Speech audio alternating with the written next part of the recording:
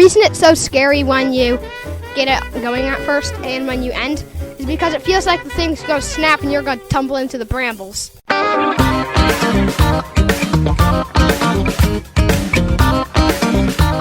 This is Bob Duchesne's Wild Maine on Sports Radio 92.9 The Ticket.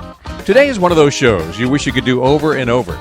I'm spending the morning at the Maine Youth Fish and Game Association summer camp out here in Township 32, east of Milford, along the Stud Mill Road, adjacent to Pickerel Pond. There are about 60 local kids here this morning, ranging from 8 to 11 years old. They've broken up into groups, and they'll all take turns learning to fish, learning to make a fire, and scrambling across a zip line 20 feet in the air. Later, these same kids will have a go at archery and learn firearm safety. This right here is Maine Outdoors at its finest.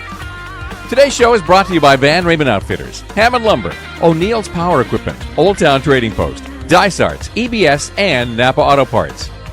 As today's show starts, we'll start right here with the kids, including one 11-year-old young lady. So you've been out fishing? Yes. What'd you catch? I caught one brook trout. Now, what were you using, worms? Yes. Okay. Is this the first time you've been out fishing here? No, I've been here for 4 years. Oh, is that so? You've caught a lot of fish then? Yeah. Now, what did you do with this fish? Was it big enough? Yeah, it was 6 inches. Yeah. So you're going to keep it and fry it up, or just put it back? No, I'm going to keep it, and my uncle's going to eat it, not me. Now, you've been out here like 4 years in a row. Are you getting better at fishing, you think? You've learned? Yes, definitely. You ever fish with anything besides worms? Yeah, I use a lure sometimes. Yeah. What's your favorite? I have a lucky lure that I use all the time, Uh-huh. so I catch more fish with that Yeah. than worms. I know. I used to have a lucky lure, too. What do you usually fish for? Trout, or do you fish for other things, too? Smallmouth bass. Where do you do that? On a China lake. Yes. Is that your favorite thing to fish for, or trout? Bass. Yeah. Why? Well, usually they're a little bit easier to catch. Mm-hmm. There's more of them. Like, not in this lake, there isn't any smallmouth bass, but in some places there's more hot spots where you can get them. Mm-hmm. And here today, I actually got a catfish, but you can't keep it, so we had to let it go. There's a catfish out here? Yeah, there's catfish. Mm-hmm. What'd you put the worm right in the bottom and it took it right down there? Yeah. Oh, yeah.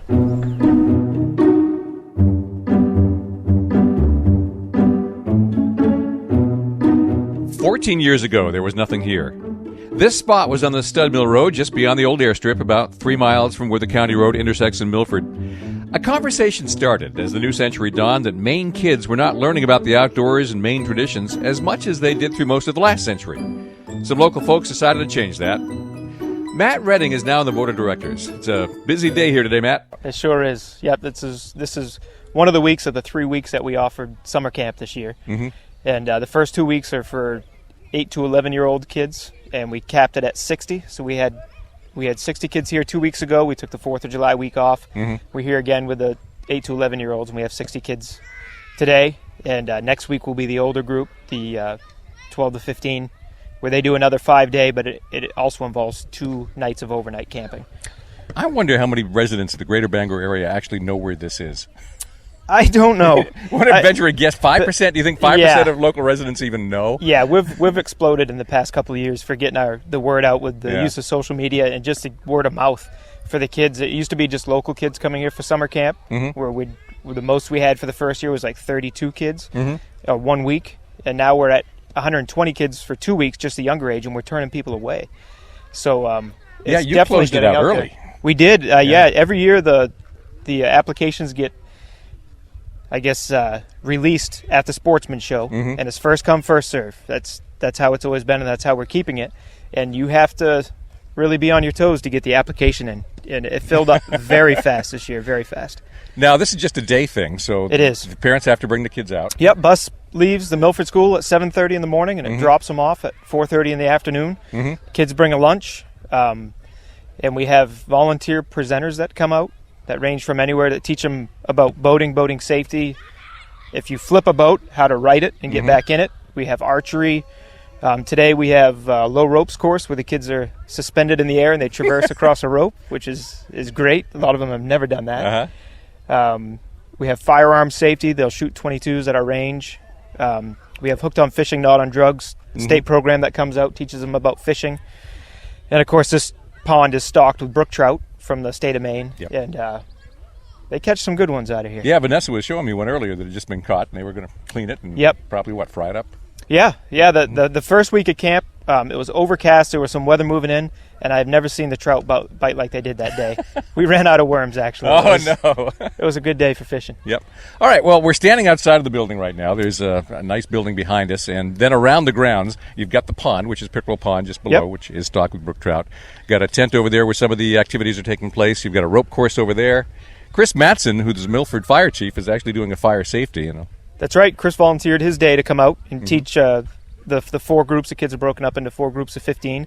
They rotate through on a time cycle, and Chris is teaching them fire safety, fire building, and then they have little contests where they split them into 2, and each group builds a fire, and whichever fire can burn through the string wins. So it's good to put a little competition in. Yeah, and these are 8 to 11-year-olds, you said? They are. So, I mean, you were teaching fire safety to fairly young kids. Yes. And gun safety. You're actually firing 22s Firing out here. 22s, yep.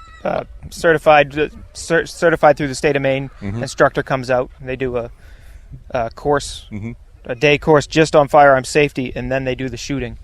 And a lot of kids have never fired a rifle before, and it's great. That and the archery. They have contests for the most accurate, and it's good. Under utterly safe conditions, it's never too early to learn firearm safety. Absolutely. I mean, what's the first thing you learn? Look both ways before you cross the street. I mean, and you start teaching that as soon as you can walk. Right. So, firearm safety early on in life makes an awful lot of sense, especially in Maine, where our traditions are so strong. That's right. And a lot of these kids, this is the first crack that they've ever had at doing some things like this.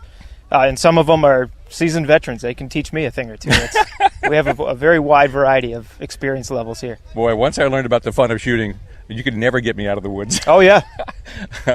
my parents would wonder why the chores weren't done, but they knew where I was. Right. Yeah, over on the shooting range right now, there's no firing today, but we do have a low ropes course set up by Joe Cousins. He's a firefighter from Milford, and he does a lot of summer camp activities around. And so the kids are actually suspended on a rope about 12 feet in the air with a harness on, and they're traversing the rope, pulling themselves across it. And I don't think I've found one kid yet that said they've done that before. So it's something new for everybody here. Well, can you walk me around the property and tell me what's here and what is planned to be here later? I can, sure. We're heading for the lodge. This will only take a moment to get there. Then we'll tour the grounds and see what's here. We'll even start a couple of fires when Bob Duchesne's Wild Maine resumes on Sports Radio 92.9 The Ticket.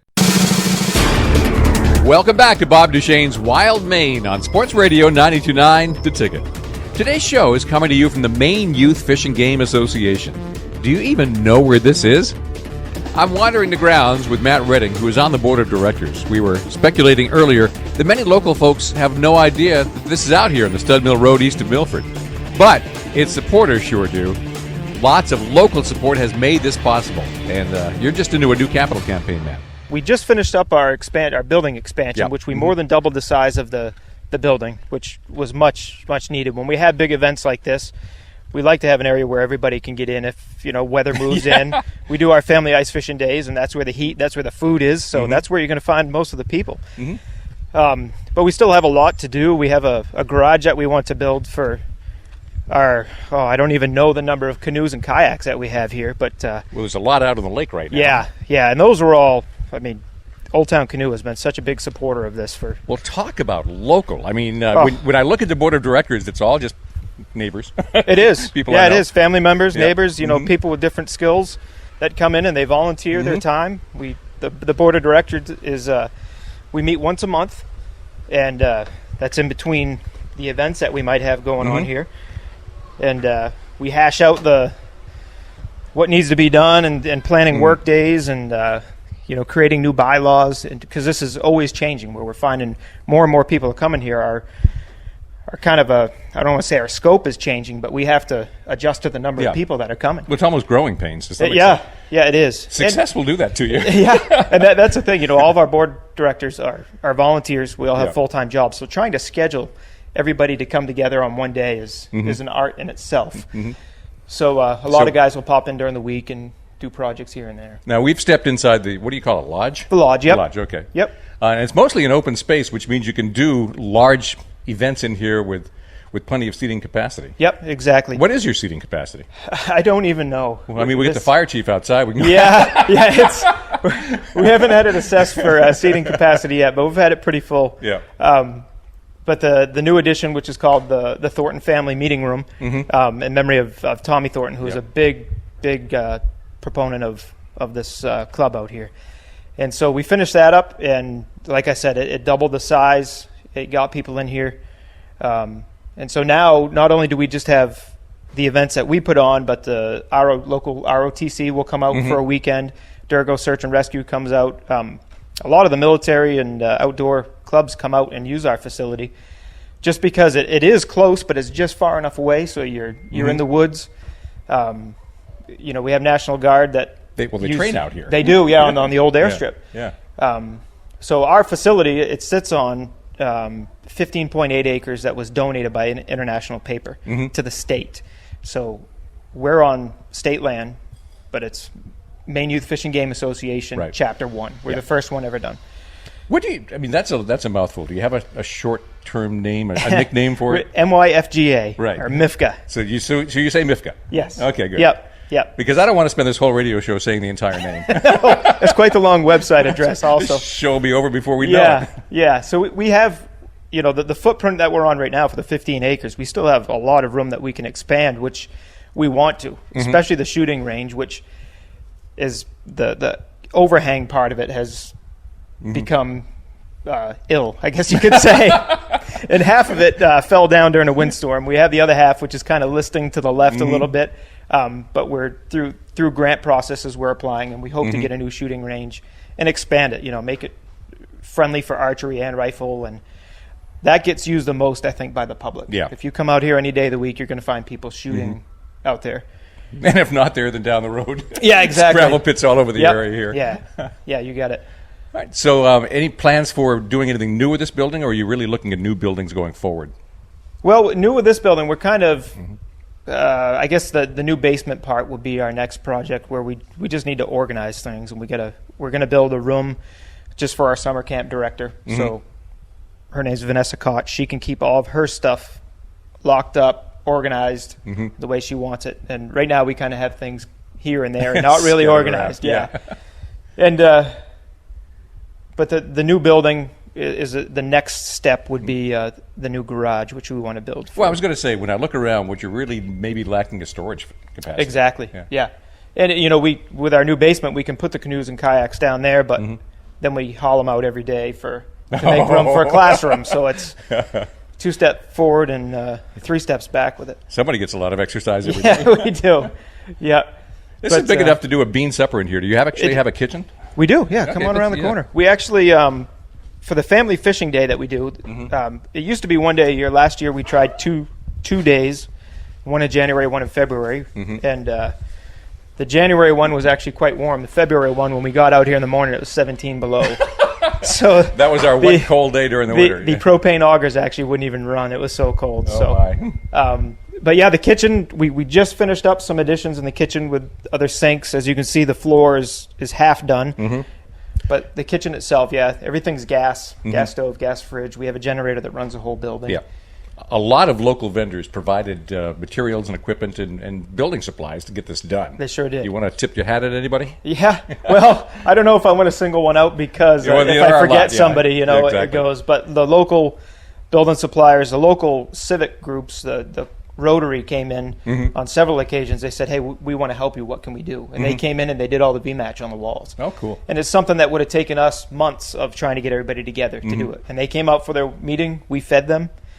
They did it. And then recently they called us up and they said, hey, can somebody from your board come to our meeting? We want to give you some money. So the answer was a quick yes. Yes, absolutely. We can do that. Yeah. And so they've been generous supporters of us. The Elks Club, they give us our annual banqueted auction is done at the Elks Club, where they're big supporters of us. They have a biannual grant that they just come to us and say, what do you need? And this is the amount that you can do. You make the list, we'll get it for you. Revolves around safety and things like that. And so we've been so appreciative of the Elks Club and what they do for us.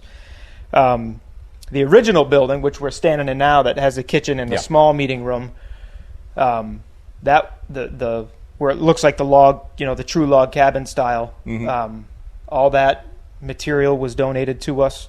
The labor was donated to us when it came to groundwork for the new one.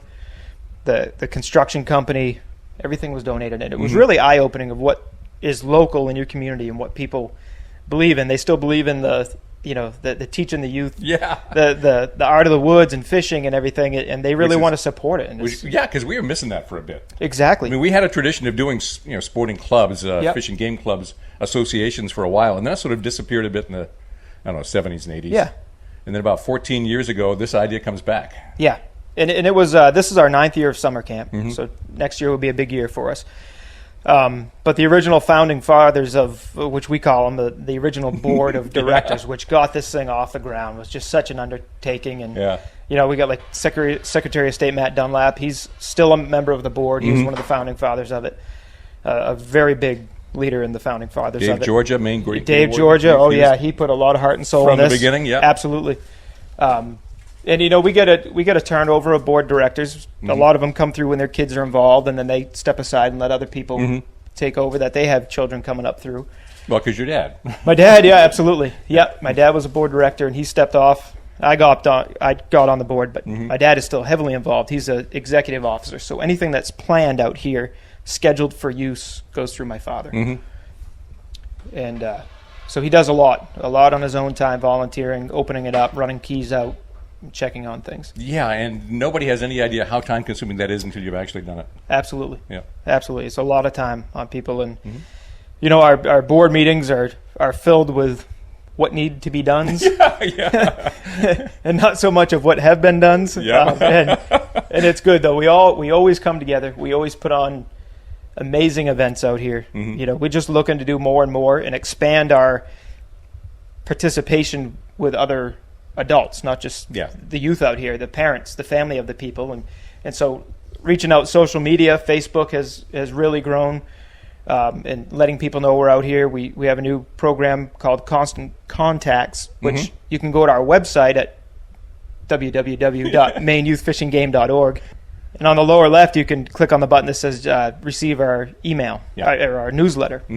And so that's really getting people out. So if we're doing events like a work day, like this weekend that we're doing, we can just put one big email blast out or a newsletter saying, hey, if you can help show up here, bring this, looking for all trades. And we're already getting responses for this weekend coming up. I can imagine how long it takes just to rake the leaves, to clear the down branches after a good winter. Yeah. And there's a lot of cleanup to do. There is, just on the outside. And, it's the inside, too, where would like to eventually landscape this a bit so it's not all sand, because sand outside becomes sand inside.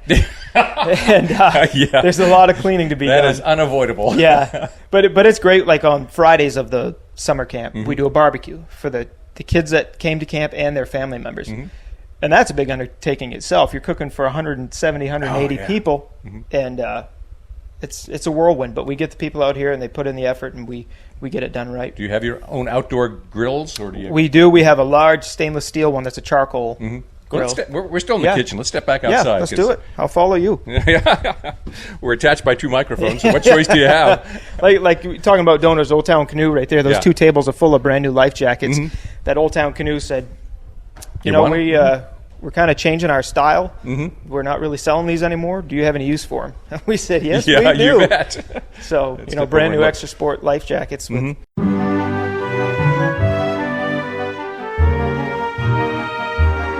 Okay, we're stepping back outside. I'm at the Maine Youth Fishing Game Association with Matt Redding, and we'll continue touring the facility in a moment. Before the show ends, we'll start a few fires, hang from a rope 20 feet in the air, and gut a few trout. Well, I'm not doing that. That'll be done by a bunch of kids who are only 8 to 11 years old. It's Bob Duchesne's Wild Maine on Sports Radio 92.9 The Ticket.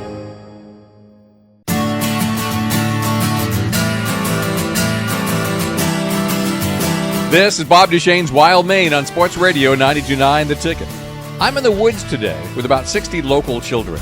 It's summer camp at the Maine Youth Fishing Game Association, which is in Township 32 out the Stud Mill Road, about 3 miles east of Milford. Matt Redding is on the board of directors, and we've just stepped out of the lodge and continue to tour the facility, which is never locked and barred, but does go through some seasonal changes, Matt. So between summer and winter here, it changes drastically. Yes. So we try to keep it opened up, plowed as in in the area, because we want people to fish on this pond, Yeah. It's stocked for a reason. It's under 16 only fishing. Which is a cool concept, because this is really dedicated to youth. Yep, exactly. Are other parts of the state coming over and saying, we want to do one too, let's look at what you did? Yeah, there is. There's a lot of interest in it, but I think there's a lot to get it off the ground running. The Penobscot County Conservation Association, they have one locally right in the Brewer-Eddington area. Yep. It's a smaller pond, but kind of the same concept of what we're doing here. But yeah, it's great. I'll walk you over here. This is our current storage facility for the canoes, which is your... So every day you lock them up in the garage? And We don't. During summer camp, we have a cable. We run it through all the boats and cable it to a large tree. Good.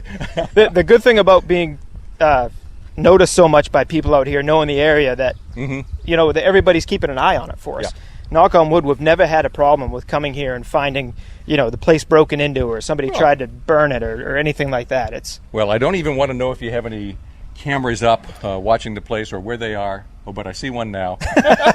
So let this be a fair warning. If you want to rip this place off, it's going to cost you. That's right. That's right. Okay, so storage. As you can see, you're hard pressed to get a few canoes in here. Yeah. And then the top, the open part of the attic, we fire all the kayaks in through that door there, and pile them up. But I'm sure if you've ever tried to stack kayaks, it's not an easy chore. It's not. But towards the back, running along the backside, you hear the generator. That's our propane generator building. And the road here takes you out to the abandoned airstrip. Yep. Which this morning we were lucky enough to have Maine Forest Service come in with one of their Huey helicopters and land and do a show and tell, and the kids just love that every time. I mean, I love it. Who doesn't like helicopters? I know. It's hard to look at it without smiling, Yeah.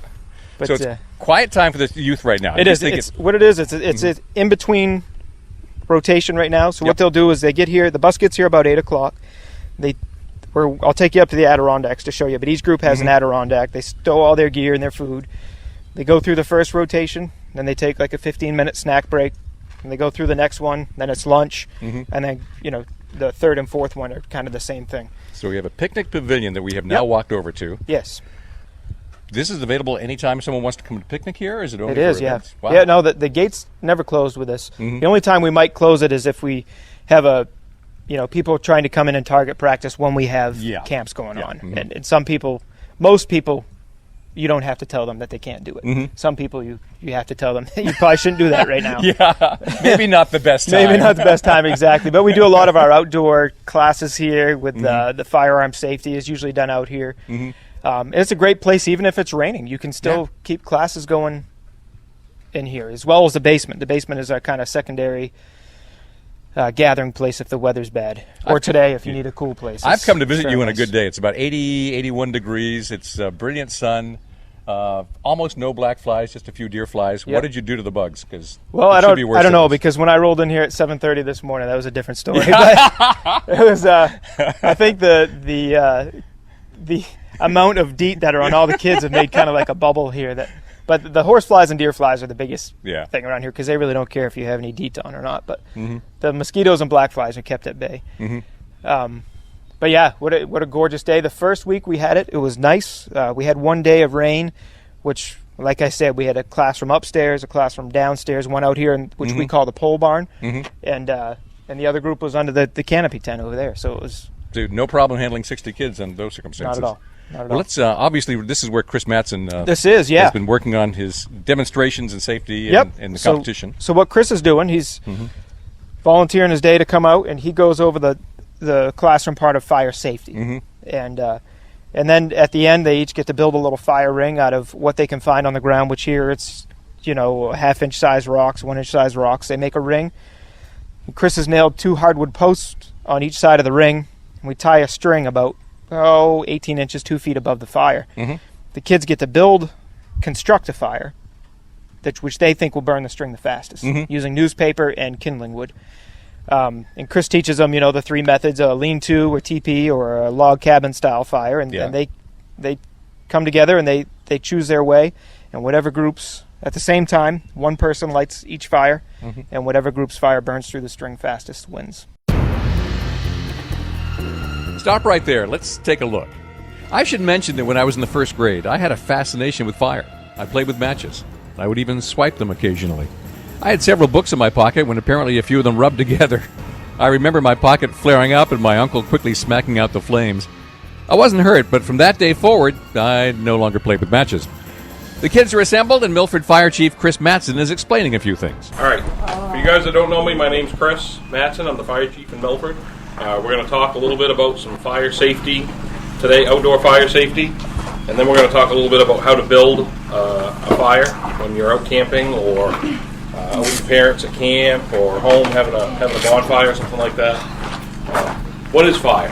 Dangerous. It can be dangerous. So we're going to learn today some things to do to stay safe. As you mentioned, we use it for cooking. What else do we use it for? Light.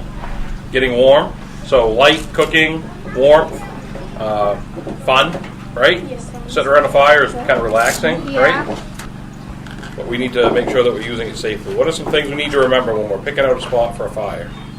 But you're away from trees. Away from trees, away from grass, away from dead leaves, pine needles, that kind of stuff, right?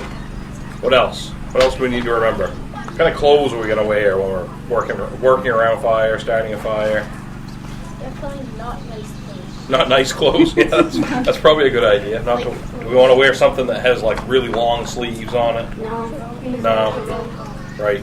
You don't want your clothes to catch on fire, right? Wind pants are bad. After Chief Mattson goes over the rules of fire safety, including how dumb it is to use liquid accelerants like gasoline, diesel fuel, even charcoal lighter, it's time to learn how to build a fire, including the TP, the lean-to, and the log cabin method. So, when we're building a fire, plenty of tinder and plenty of kindling. That's the key, right? We've got some newspaper here. If we had some birch bark works great. We don't want to peel it right off the tree, but if it's on a dead log or some birch bark laying on the ground, that would be fine. So we're going to use plenty of paper. This is some stuff, some twigs I got just laying around here while you guys were on break. It's got some moss on it. Good rule of thumb, if it doesn't snap like that, it's no good for starting a fire, right? It's probably green and it's not going to burn great. Once the style of building a fire is understood, the competition begins. There are 2 fire rings set about 15 feet apart. Each has stakes driven into the ground on each side of the future fire, and there's a string stretched across where the fire is going to be built. Each side stacks the tinder and kindling, and on the count of 3, each starts to light the fire. Whichever team builds the best fire and snaps the string first. I've never done Guys, that. okay, that's enough. I think that's good. What's that? Do this thing. Think you're ready already? Perfect. It's kind of over. Wow, that one's like right on the twine. Perfect. We're gonna wait for these guys. You guys ready? Getting ready? Trust me. Good, you guys. Feel confident in this? You Quick feel question, guys. Who uses lighters and matches? No kids. No kids. Without adults around, right? Who's gonna be our lighter over here? Emily. Emily? Okay, I'm gonna count to 3, all right? 1, 2, 3, light.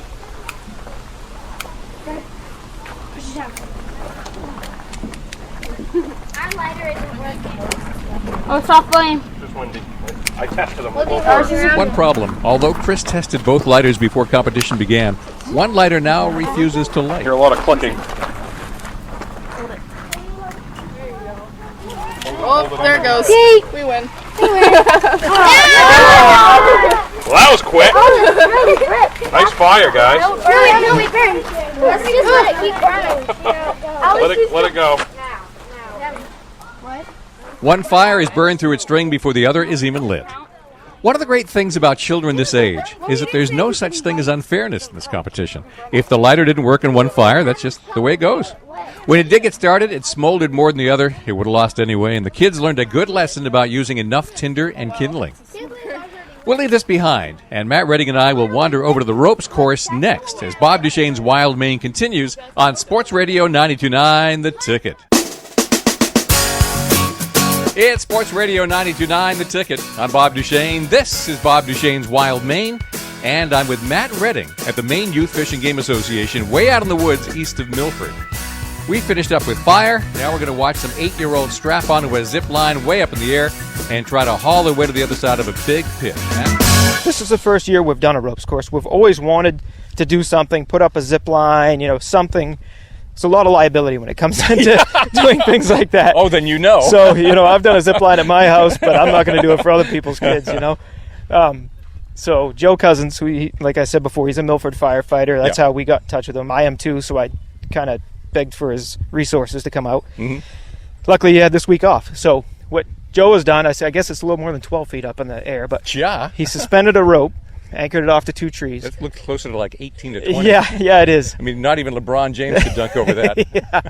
So the kids fashioned their own harness out of webbing, and they all line up, and one at a time they clip in, and kind of like you see the boot camp do, they pull themselves hanging below the rope across the open shooting range to the other side. And it's kind of a competition to see who can make it the furthest without taking a break. And so far, a lady by the name of Olivia has beaten all of the boys.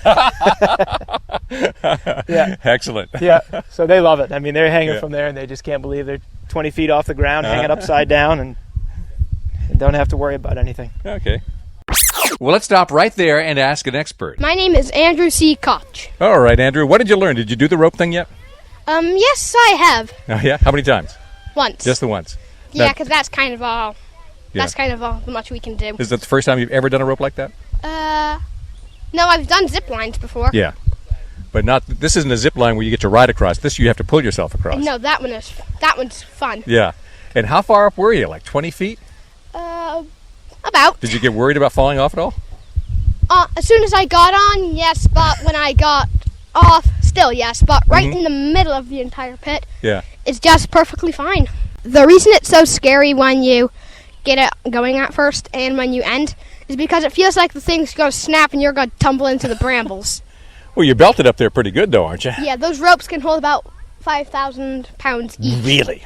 Really. 5,000 pounds? Yep, and the clips that are on it can hold 220 times 3. Oh, well, then you should be fine. 660 pounds. So no way you're going to fall. Right. So did you learn anything from it? Would you be able to do it better the next time if you tried it again? I think so, yes. Yeah. Would you tell other people, oh, you got to do this, this is so much fun? Yeah, it's awesome. Well, with 60 kids, you must have a bunch of porta potties or outhouses. We do. Yeah, we have previous- outhouses. Yeah. Yep. We have indoor plumbing in the facility itself, in the lodge, but we try to keep the kids outside of that as much as we can.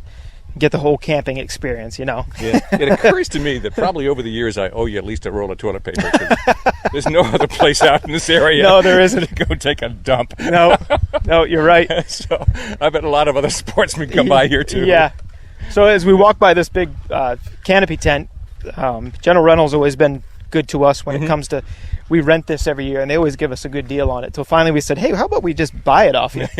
And so they sold it to us this year. Now the club owns it, so we can we keep that up the whole time summer camp's going on, and it's a good place for the kids to gather out of the sun. So our outhouses, they sit on a regular concrete septic tank. We have a 2-holer here for the boys and a 2-holer up there for the girls. Kind of similar structure straight ahead. A 4-unit changing room for when they go in the water. They can change out into their bathing suits. And is there swimming and swimming lessons out here? Well, not swimming lessons. I'd say swimming, because one of the events, Jim Sutherland, who used to work for Old Town Canoe, comes out and he teaches boating safety. Yeah. And then he teaches the kids, I guess I shouldn't say he doesn't teach them how to flip a canoe, but he teaches them that if you flip a canoe, how with another canoe you can right that canoe and get back in it safely. And so the first week, asked for volunteers who wants to flip a canoe, and it was one of the overcast, cooler days, and there wasn't a lot of hands. But this week, being hot and humid, I'm imagining every hand's going to go up for a kid that wants to get in the water. I could flip a canoe before I could walk. It's like it's really easy if you think about it. But it's true. Yeah, it's one of those things that was just playtime. Right. Okay, let's take a minute at the boat launch. I'm watching 2 youngsters about to launch their canoe, and I'm watching a classic mistake unfolding before my very eyes. As every canoeist knows, if you have the front of the boat high up in the bank and the rear still in the water, the boat will tip the moment you step into it. Fortunately, staff is right on top of things and no accident happens. Now all we have to do is check our worms. You guys need worms? Anybody? No, we have nothing. Hurry up, sit down. Cool procedure, nobody gets pushed off the bank until they're ready.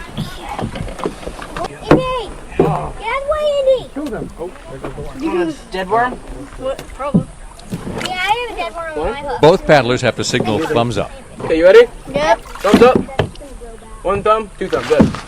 And we're off. Good luck. Okay, let's just paddle straight for a minute. Bob Duchesne's Wild Maine is coming to you from the very edge of Pickerel Pond in Township 32, home of the Maine Youth Fish and Game Association. Coming up next, we've got another boat to launch and a couple of fish to clean. Then I'll rejoin Matt Redding and we'll take a look at the Adirondack cabins up the hill where some of the other day campers are having break time. This is Sports Radio 92.9 The Ticket.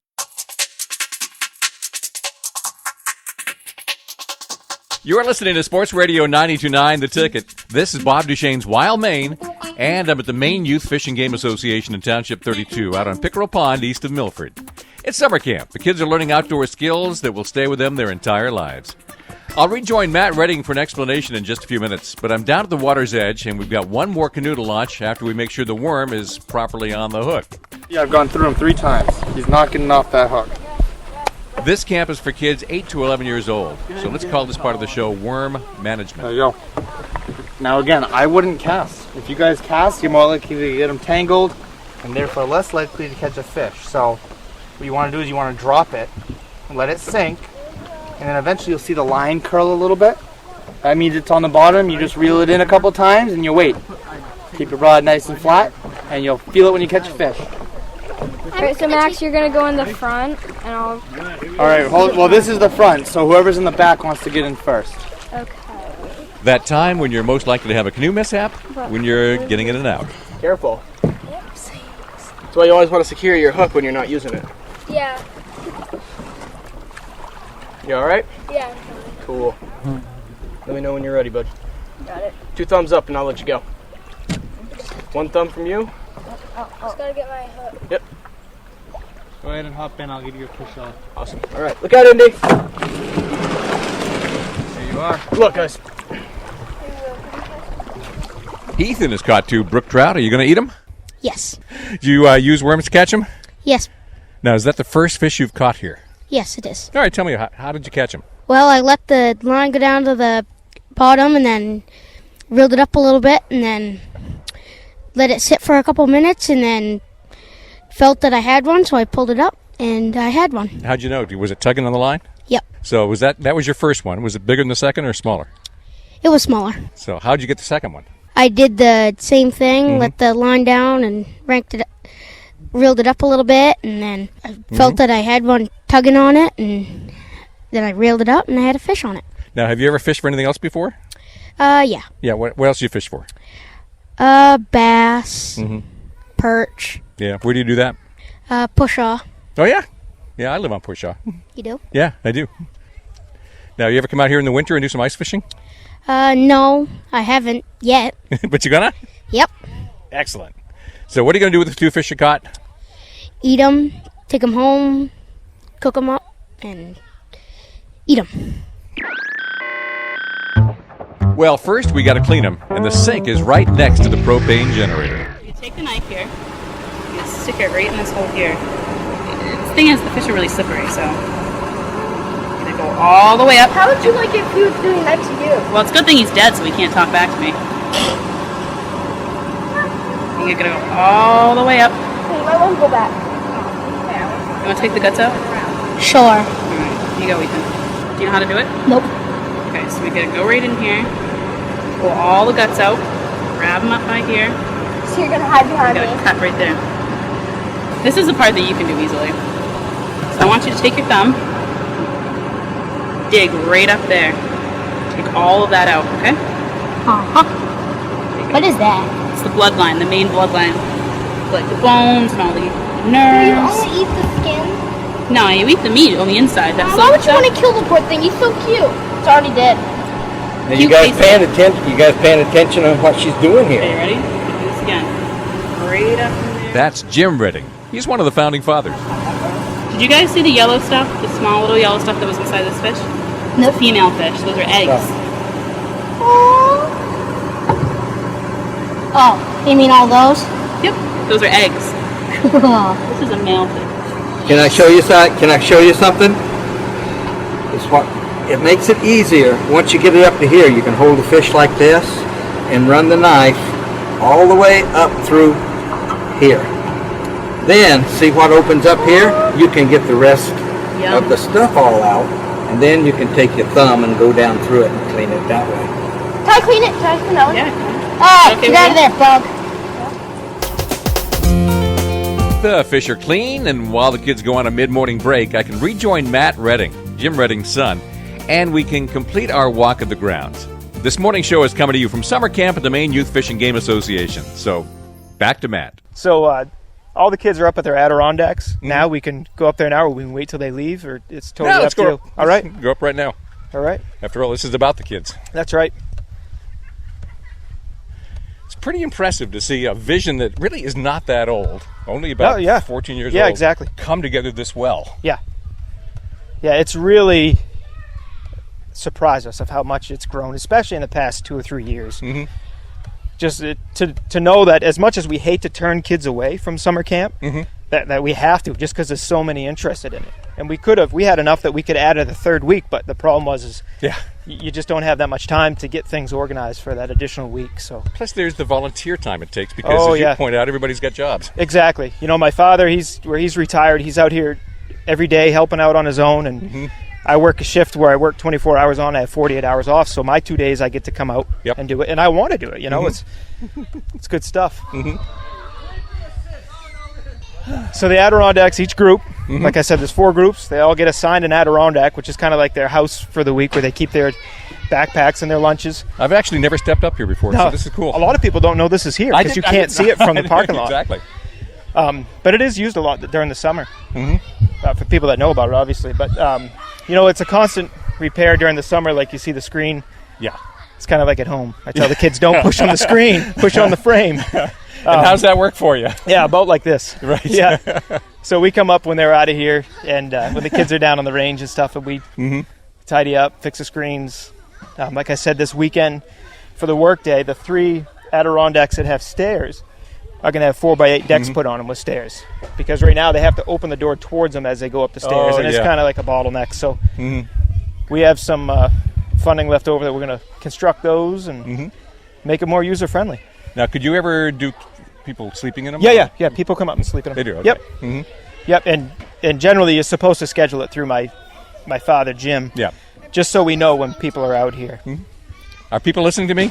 No, not this show. Nobody listens to this show. Who do you want to say hi to?